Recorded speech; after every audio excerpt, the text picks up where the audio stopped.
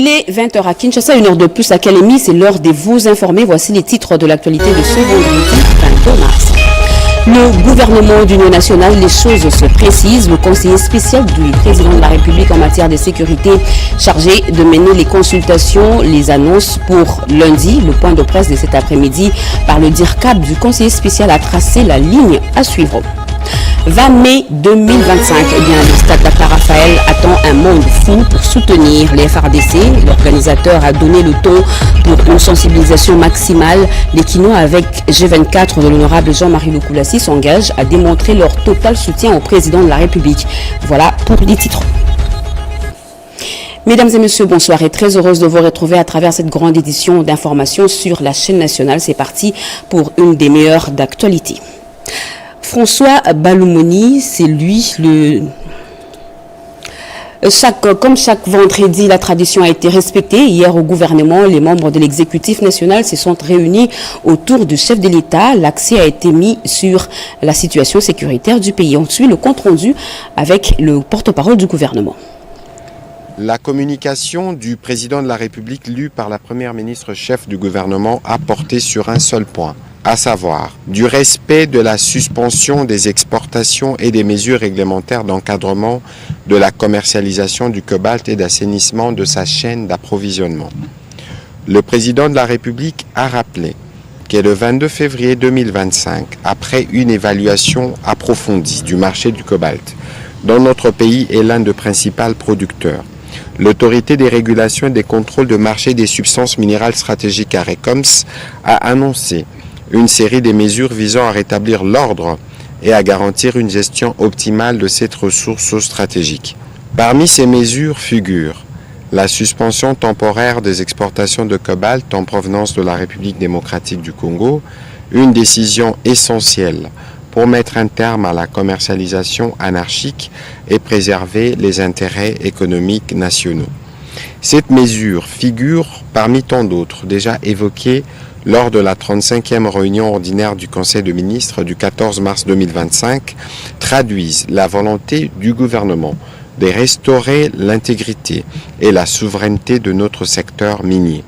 Le président de la République a noté avec satisfaction une amélioration notable des cours du cobalt qui, depuis l'application de la suspension, ont enregistré une hausse de plus de 50%, passant de 21 150 à 33 300 $ américains.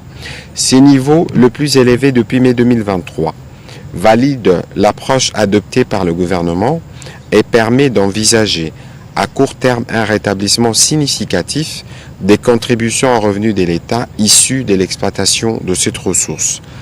Plus encore, a-t-il souligné, cette dynamique ouvre la voie à une transformation locale accrue, réduisant notre dépendance aux exportations brutes et favorisant la création d'une chaîne des valeurs à haute valeur ajoutée au sein de notre économie. Campagne nationale congolais Téléma, la chef du gouvernement Judith Suminwa est arrivée aujourd'hui à Kenge dans le Kwango après son passage à Kikwit. Sur place à Kenge, la première ministre s'est adressée à la population lors d'un grand rassemblement. Chez Mendondo. Biso gouvernement de l'ONU, il faut biso surtout au Téléma.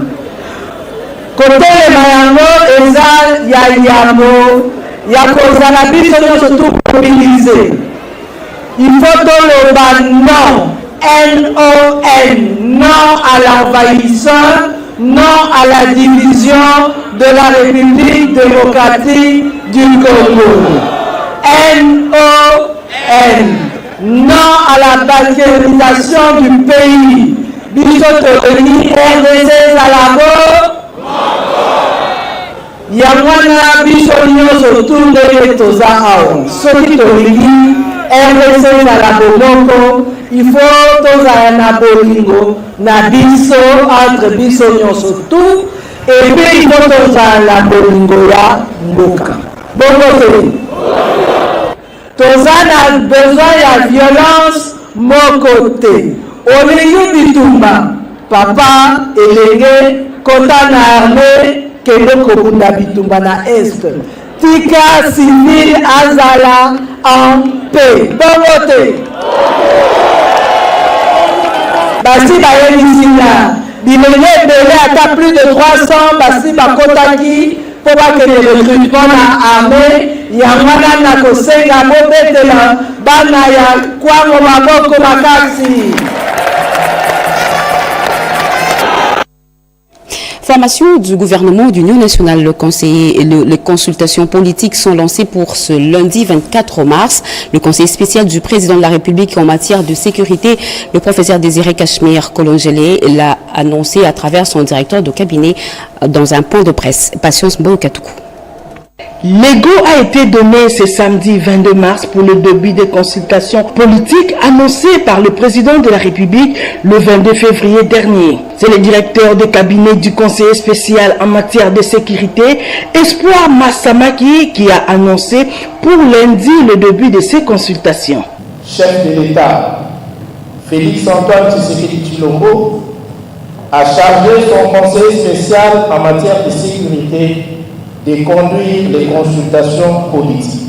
Celles-ci seront fondées sur le respect d'un certain nombre de principes, notamment la suprématie de la Constitution, l'unité nationale, l'intangibilité des frontières héritées de la colonisation et l'intégrité du territoire national, la souveraineté nationale, le respect des institutions dûment établi et la gouvernance inclusive et participative. Donnant effet à cette promesse du chef de l'État, nous avons l'honneur d'annoncer aujourd'hui. Les consultations démarrent ce lundi 24 mars pour toutes les catégories. Ces consultations politiques vont viser essentiellement 4 catégories d'entités et de personnalités. 1. La majorité parlementaire réunis au sein de l'Union sacrée de la nation. 2.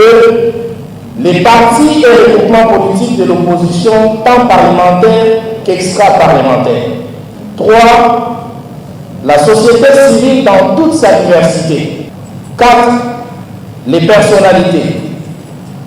Il s'agit des femmes et des hommes qui, en raison de leur expérience et connaissances, de leurs initiatives et actes, ont eu à apporter et ou apportent une contribution significative au rayonnement positif de notre pays. Cette annonce traduit l'ouverture politique du chef de l'État qui veut que tout Congolais participe à la bonne marche de la nation.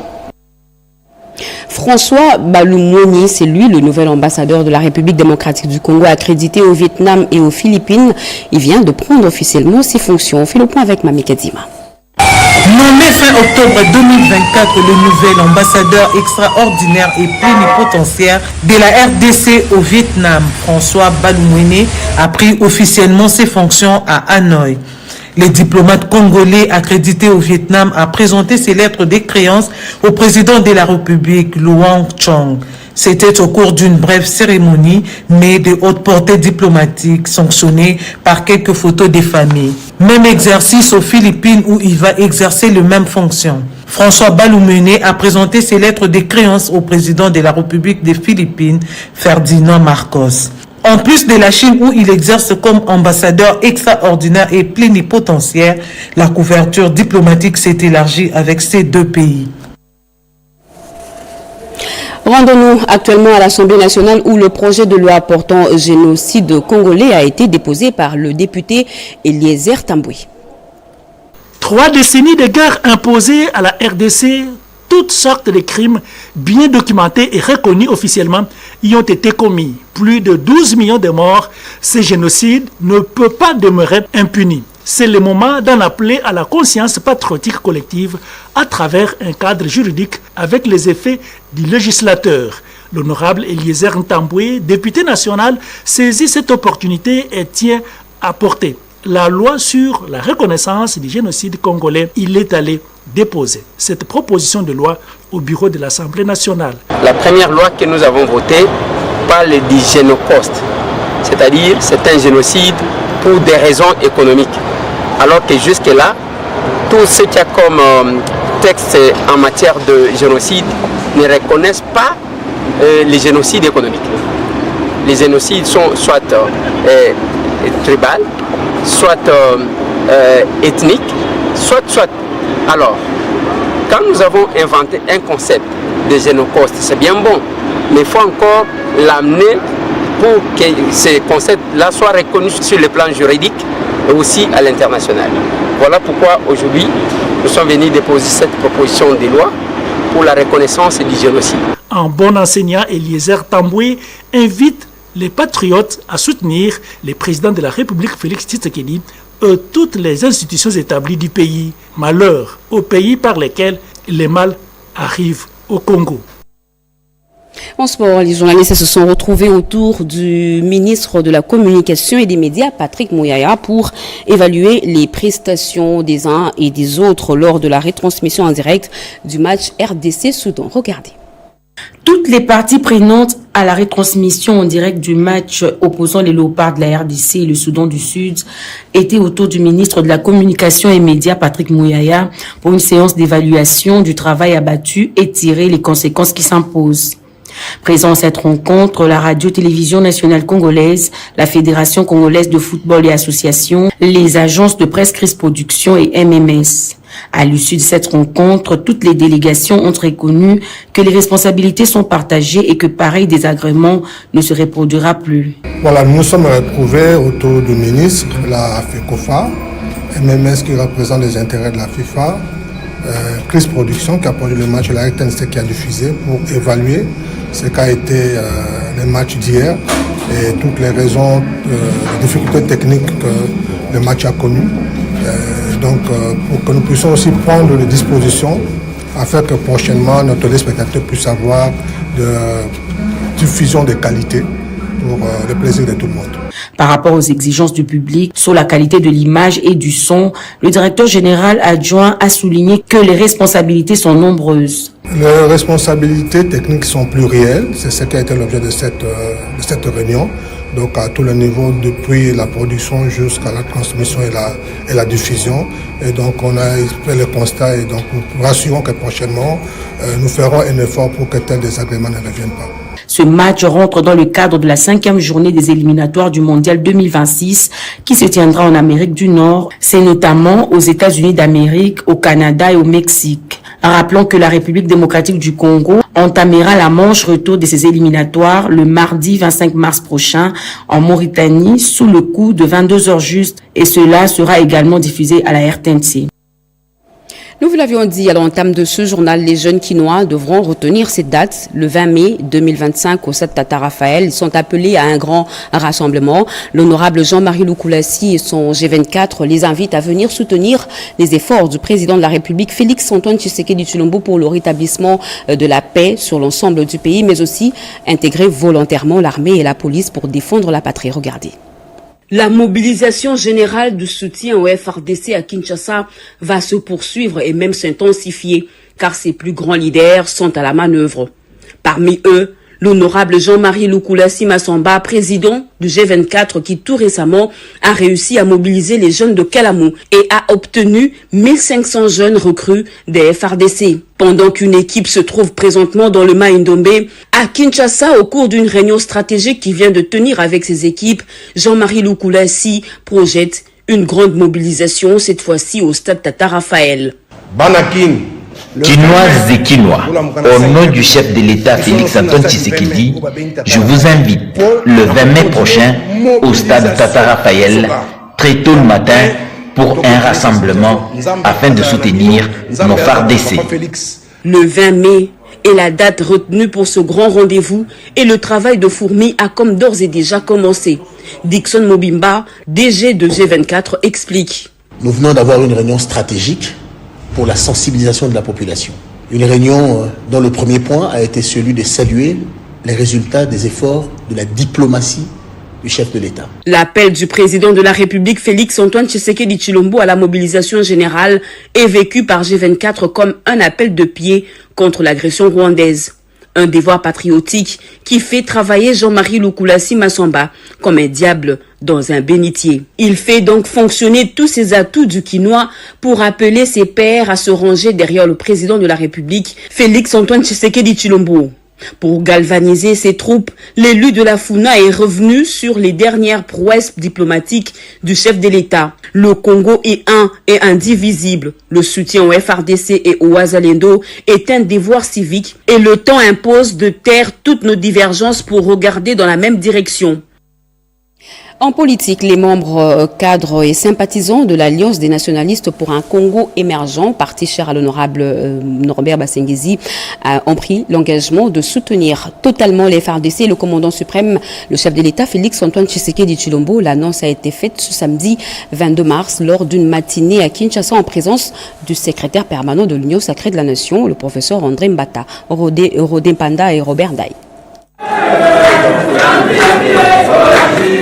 La salle surchauffée à haut degré. L'ambiance justifie la taille de l'événement. Plébiscité et désigné président national du parti politique Alliance des nationalistes pour un Congo émergent en ce membre de l'Union sacrée de la Nation par consensus le 19 mars 2025 avec l'approbation de tous les membres du Conseil national et les bureaux politiques réunis. Le sénateur Norbert Basengezi Kantitima a été présenté et investi pour la prise officielle des fonctions au cours du congrès extraordinaire tenu le 22 mars 2025 dans la salle Chaoumba en présence de tous les fédéraux de toutes les provinces de la RDC qui y ont approuvé cette désignation à l'unanimité. Norbert Basengezi Kantitima reçoit cette haute responsabilité du parti avec un programme d'action très riche. Plusieurs invités de marque et amis des autres partis politiques membres de l'Union sacrée étaient de la partie pour encouragement. Le secrétaire permanent de l'Union sacrée, le professeur André Mbata, y a apporté personnellement son soutien pour saluer et attester l'exercice démocratique au sein de cette formation politique en ce. Ça a été un très grand moment et lorsque son Excellence Félix-Antoine Tshisekedi Tshilombo, président de la République, chef de l'État, haute autorité politique de l'Union sacrée de la Nation, m'avait confié la mission de redynamiser l'Union sacrée de la Nation. Voilà des partis qui sont en train d'être redynamisés. Je suis donc très réjoui que ce parti s'aligne dans la grande vision de notre chef de l'État. Ce parti est décidément derrière son Excellence Félix-Antoine Tshisekedi Tshilombo. Je l'ai appris et je tiens à le féliciter. On a réservé une minute de silence d'abord à mémoire de nos compatriotes qui sont victimes de l'agression de cet État voyou qu'on appelle le Rwanda. Donc, à nos compatriotes qui sont à l'Est et qui ont été représentés, si nous disons, le président de la République Félix-Antoine Tshisekedi Tshilombo n'abandonnera pas. Avant l'investiture, le président intérimaire de Hans Marongui a eu le privilège de présenter les rapports synthèse du fonctionnement du parti et les activités réalisées en 3 ans d'existence. Restons encore en politique où le secrétaire permanent de l'Union sacrée de la Nation, André Mbata, a exhorté les partis membres qu'ils reconfirment leur appartenance à cette plateforme politique. Et au nom de l'UDPS, le secrétaire Aïe Deo Bizibou a répondu à cette demande agissante ainsi conformément aux instructions du chef de l'État. Il est au micro de Joël Makela. Le secrétaire permanent de l'Union sacrée, l'honorable Mbata, a lancé un communiqué. Il a signé un communiqué demandant à tous les partis politiques membres de l'Union sacrée de passer ici au siège et que leurs responsables viennent avec un certain nombre de documents, notamment la lettre par laquelle le parti réaffirme son adhésion à l'Union sacrée. Et il fallait aussi déposer les statuts notariés du parti. Et pour les comptes de l'UDPS, voilà, comme secrétaire général ad intérim, je suis venu exactement, donc accompagné par mes collaborateurs pour répondre à cet appel-là. Et c'est ce qu'on vient de faire. Et j'ai vu la liste, elle est vraiment longue. Et comme nous sommes dans le délai qui est fort clos, nous sommes venus en dernier lieu. Donc pratiquement, j'ai vu une très longue liste. Beaucoup de partis ont déjà fait le travail. Elle est vivante, elle est bel et bien vivante. Merci. Merci.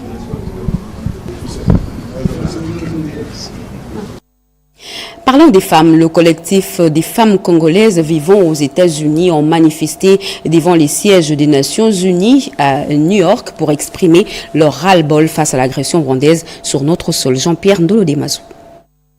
Le collectif des femmes congolaises, soutenu par la délégation congolaise qui participe à la 69e session de la condition de la femme qui se tient à New York aux États-Unis, a pris d'assaut le siège des Nations Unies. Question de dénoncer avec véhémence l'agression rwandaise et de ses supplétifs du 1-23 AFC contre la RDC. Le malheur que subissent nos frères de l'Est sont également nos malheurs.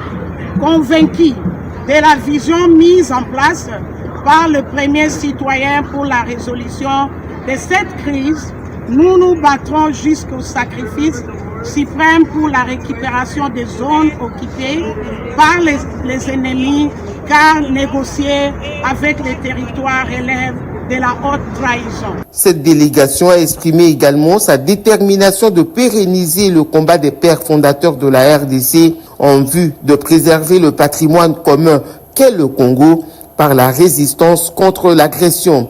En effet, la souveraineté et l'intégrité territoriale de la RDC est non négociable. La manifestation a abouti au dépôt d'un mémorandum au siège des Nations Unies à New York.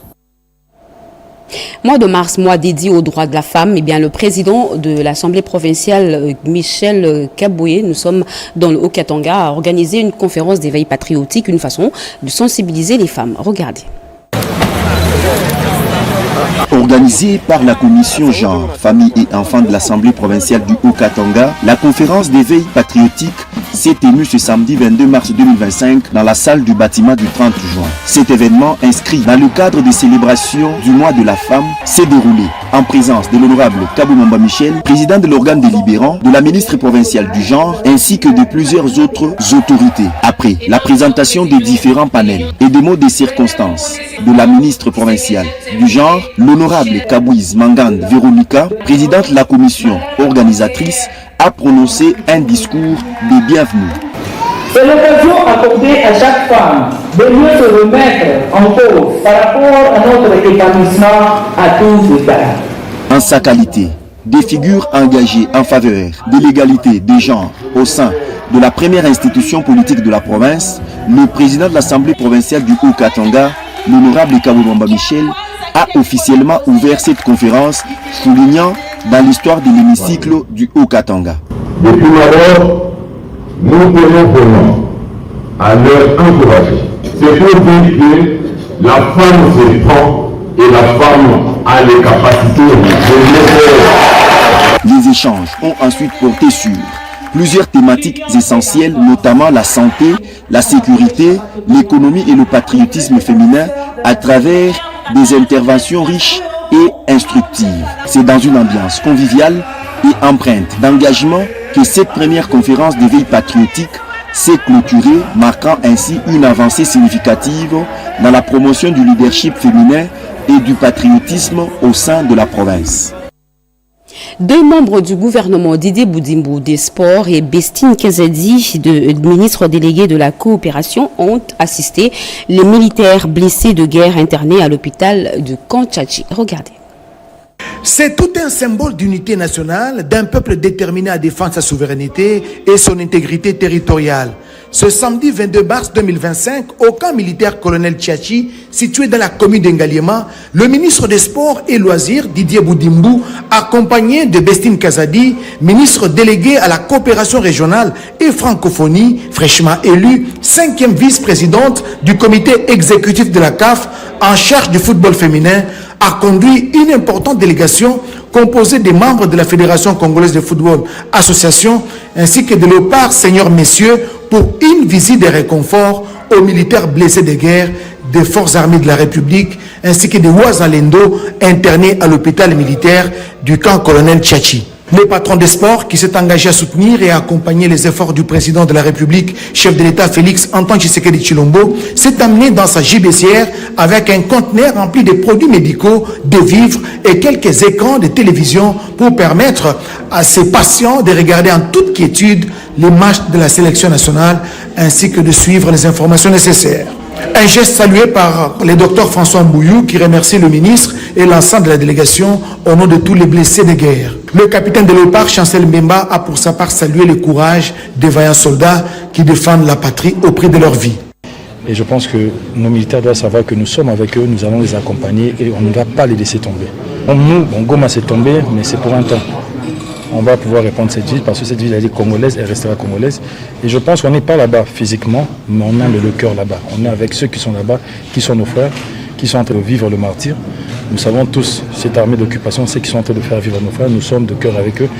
Déjà qui tiennent bon et qui continuent à soutenir nos léopards en prière et même à distance parce que je pense qu'on en a besoin. Et je pense que cette victoire, on sait l'obtenir parce que c'est tous les Congolais qui sont derrière eux. Et quand les Congolais sont derrière eux, ils se sentent plus forts, ils arrivent à atteindre le résultat. Répondant au sursaut patriotique et à l'appel lancé par le chef de l'État Félix Antoine Tshisekedi Tshilombo, Didier Boudimou poursuit donc avec son activisme à soutenir sans relâche et à encourager les efforts des FARDC qui défendent la cause du pays. Et cette bonne nouvelle, bientôt quelques provinces de la RDC verront leur route recevoir une cure de jouvence. La direction de planification de l'OVD est déjà en pleine préparation pour le démarrage de ce programme conduit par le directeur général Victor Toumba, programme financé par Foner. Christine Lizo. L'Office de voirie et drainage est déjà en train de vouloir activer la planification de l'entretien de certaines routes urbaines dans 8 provinces de la RDC. Dans ce cadre qu'il a, à travers sa direction de planification, tenu cette réunion de coordination pour le projet d'études de la phase 1 du programme d'entretien routier PER 2026. Ce programme concerne les provinces du Kwango, Kwilu, Maïndombe, Kasaï central, Kasaï, Lomami et le Congo central. Précision du DG Toumba qui a présidé cette réunion. Ce sont tous ces éléments sur le plan des études topographiques, hydrauliques, les études géotechniques, les études de structure qui vont être mises en place, ainsi que des procédés sur l'entretien. Nous allons regarder les 3 dernières années, c'est-à-dire 2022, 2023, 2024, pour voir tous les financements que nous avons eu avec le FONER, comment nous nous sommes comportés par rapport aux travaux d'entretien, qui peut être sur la chaussée, qui peut être sur la ligne intelligente, qui peut être sur les ouvrages, qui peut être sur les réseaux d'assainissement. C'est tout ça, et on a voulu pendant toute la journée d'aujourd'hui, pour que nos experts qui vont descendre sur le terrain aient suffisamment des éléments. Je crois que dans 2-3 jours, le déploiement va commencer. Le financement de ces études est assuré par les FONER, acteurs clés dans la gestion des ressources destinées à la maintenance du réseau routier de la RDC. Signalons par ailleurs que cette réunion a permis aux experts impliqués de définir des stratégies d'exécution et d'assurer la bonne mise en œuvre du dit projet. Parlons énergie, le 22 mars de chaque année, le monde entier célèbre la journée mondiale de l'eau. Préservation des glaciers, c'est le thème retenu cette année 2025 parce que l'eau est un droit et non un privilège. À Kinshasa, les responsables de la Régie des eaux ont appelé la population à protéger et à respecter les biens publics, notamment la Régie des eaux. C'était à l'issue de la visite d'évaluation de la station de captage d'eau brute sur le fleuve au niveau de Maluku. Serge Mata. Jusqu'à ces jours, une grande partie de cette carrière d'une importance capitale reste toujours occupée par une entreprise chinoise Sipor SRL et ses partenaires soucieuses de répondre aux attentes de sa clientèle et aux objectifs qui lui sont assignés. Une délégation des responsables de cette entreprise du portefeuille de l'État s'est rendue sur les sites de la sablière de Maluku. La Régie des eaux a tous les documents pour certifier les types de propriétés qu'il a sur cette carrière. Il y a eu beaucoup de péripéties en justice avec des gens qui ont tenté de spolier cette carrière, de s'en approprier d'une manière ou d'une autre. Nous nous disons, ce qui appartient à l'État, nous avons l'obligation de protéger. La carrière de Maluku, ce n'est pas pour nous seulement, mais c'est pour la population et les générations futures. Et nous sommes en train de construire des usines, on a besoin de la masse filtrante.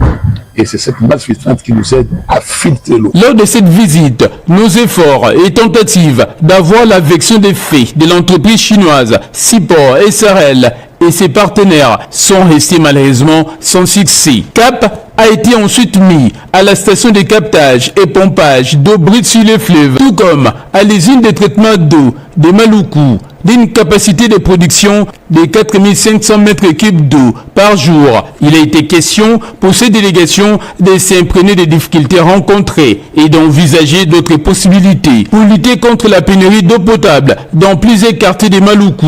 La régie des ESA compte construire dans les prochains jours une grande usine de traitement d'eau potable dans cette partie de la ville. Après cette étape, la même délégation est allée visiter les terrains disponibilisés par l'Agence des zones économiques spéciales, où est prévue la construction dans les prochains jours par la régie des ESA d'une grande usine de production de tuyaux et autres accessoires de plomberie. La SNEL spoliée, elle lance un cri d'alarme et appelle les autorités à l'action. Son site de Kingatoko, dans le territoire de Kesangulu, nous sommes dans la province du Congo central, destiné à recevoir un poste, a été transformé en cimetière. Incroyable mais vrai. Edith Chala. Ce sont 10 hectares achetés par SNEL SA en prévision de la construction d'un poste à Kingatoko. L'autorité coutumière et l'administrateur du territoire ont choisi d'installer un cimetière sur les sites. Avec le besoin de Kinshasa en énergie électrique, l'urgence qu'il y a de rendre disponible ce site, la Société nationale d'électricité a dépêché une délégation sur place pour évaluer la situation en tenant compte que sur ces lieux, des études techniques et environnementales ont déjà été menées. Le gouverneur de la province du Congo central, Grace Bilolo, est vivement interpellé ici à Kasangulu pour une réponse efficace à cette problématique. Mais on se rend compte que sur le site, d'abord, à l'endroit où le poste était destiné à être construit, le pylône là est envahi par des tombes. Là maintenant, comme ils ont envahi les pylônes, maintenant ils suivent la ligne. Alors qu'ils devaient respecter 25 mètres de servitude de part et d'autre. Après ici, nous irons voir le gouverneur du Congo central. Pour désaffecter un cimetière, il faut attendre 50 ans après le dernier corps enseveli. La SNEL doit délocaliser son site, mais qui financera les nouvelles études? La question reste sans réponse. Luano City, c'est un projet ambitieux de construction des maisons d'habitation modernes qui se réalise à Lubumbashi. Eh bien, tous les actionnaires se sont réunis en assemblée générale, question de faire le point et de fixer les nouvelles perspectives. Edith Chala. Il s'est tenu mardi 18 mars 2025 l'assemblée générale annuelle de l'association des propriétaires de Luano City, basée à Lubumbashi dans le Haut-Katanga. Dirigé par le président du conseil d'administration, l'honorable Jetro Muyombi, plusieurs points étaient inscrits à l'ordre du jour, tous concourant au bien-être de celles et ceux qui ont choisi Luano City comme leur lieu de vie et d'activité. C'est-à-dire tous ceux-là qui ont choisi ces sites de Luano City pour y habiter, pour y passer leurs activités, pouvaient se réunir pour évaluer l'investissement qui vient de Luano Grande Propriété, dont Prestonasken est le bailleur des fonds, avec la société Luano Grande Propriété qui développe ces sites de Luano. L'investissement immobilier, un domaine qui assure le développement d'une société, d'où l'appel du président du conseil d'administration de cette association, l'honorable Jetro Muyombi Chimbo. Tous les autres pays se sont développés à travers les sociétés immobilières. Si vous allez à Dubaï, vous en trouvez autant de sociétés immobilières qui vous sollicitent pour acheter, pour louer, ainsi de suite. De l'espace, il y en a encore à Luano City. La confirmation a été donnée sur place. Le site de Luano, qui est un site stratégiquement placé et qui ferait bonne affaire pour ceux qui veulent investir parce qu'il y a encore de l'espace. Mais bien sûr, il y a beaucoup de choses déjà faites. Ceux qui ont les moyens, qui veulent rejoindre la famille Luano Grande Propriété, ils sont le bienvenu. La qualité et la confiance pour le mieux vivre. Bienvenue donc à Luano City. Air Congo met un accent particulier sur le service à bord. Eh bien, 29 hôtesses de l'air ont été formées à Addis Abeba. Elles sont revenues au pays pour mettre en pratique les enseignements reçus. La cérémonie de leur accueil a eu lieu jeudi dernier en présence de toute la hiérarchie de Air Congo. Regardez. Elles sont 29 Congolaises et viennent de terminer à Addis Abeba en Éthiopie leur formation d'hôtesse de l'air. Air Congo est résolument engagé dans la dynamique de transfert des compétences convenues dans le contrat Ethiopian Airlines, gouvernement congolais. Une compagnie aérienne qui veut proposer un service à bord de qualité.